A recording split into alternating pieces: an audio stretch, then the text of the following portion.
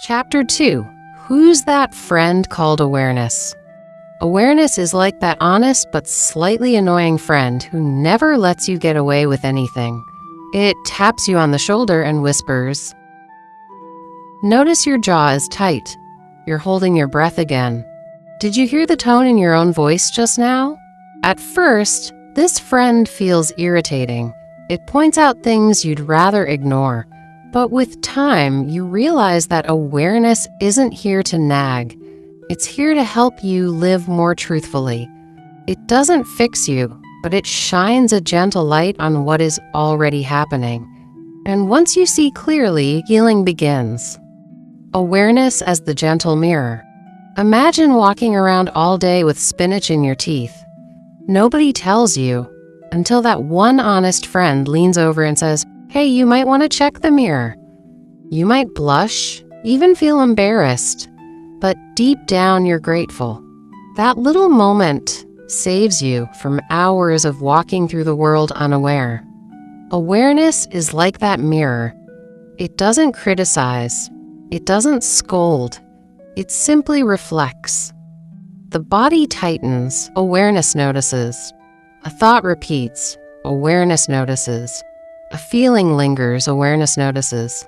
This reflection isn't judgment, it's clarity. Thoughts as clouds, you as the sky. Have you ever watched clouds drift across a blue sky? Some are fluffy and light, others are heavy and stormy. Some move quickly, others seem to hang for hours. Awareness shows you that thoughts and emotions are exactly like those clouds. They come, they go. Some cast shadows, others bring light. But the sky remains. And here's the truth. You are the sky, not the clouds. This shift changes everything. Without awareness, we identify with every passing cloud. I am anxious, I am angry, I am sad.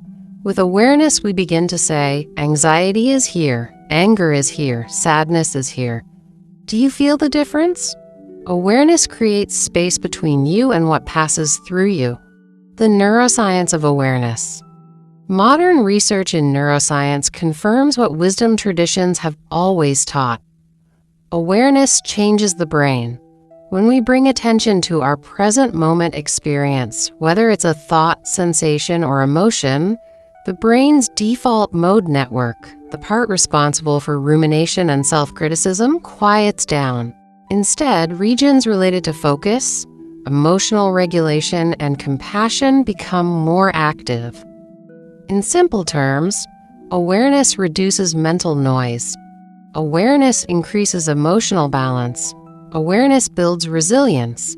It's as if the brain itself is sighing in relief. Ah, finally, someone is paying attention. In the beginning, awareness can feel like an annoying friend, pointing out every tension, every distraction, every uncomfortable truth. But over time, this friend becomes your wisest mentor.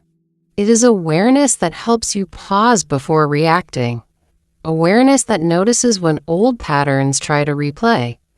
Awareness that gently asks, is this thought true? Does this reaction serve you? What else is possible right now? And here lies the gift. Once you befriend awareness, it becomes your greatest ally on the healing path. Sometimes it helps to laugh at awareness. Picture it as that friend who always gossips, not about others, but about you. Guess what? You're overthinking again. Ooh, look at you clenching your fists. There you go, replaying that conversation for the 12th time.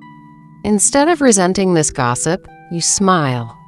Because deep down you know, this friend is not here to shame you, but to remind you that you are not your habits. You are the awareness that sees them. Humor disarms the critic and makes space for compassion. Practice box. Label 3 emotions today. 1. As you move through your day, pause at 3 different times. 2. Notice what you are feeling in that moment. Simply name it. This is frustration. This is joy. This is tiredness.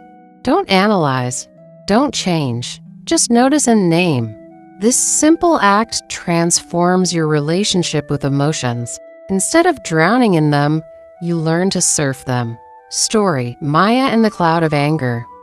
Maya, a client I once guided, came to me overwhelmed by sudden bursts of anger. She hated how easily she snapped at her children and felt guilty afterward. At first, she tried to suppress it. I shouldn't feel angry. But the more she pushed it away, the more explosive it became. When she began practicing awareness, something shifted. Instead of identifying as angry, she noticed, anger is here.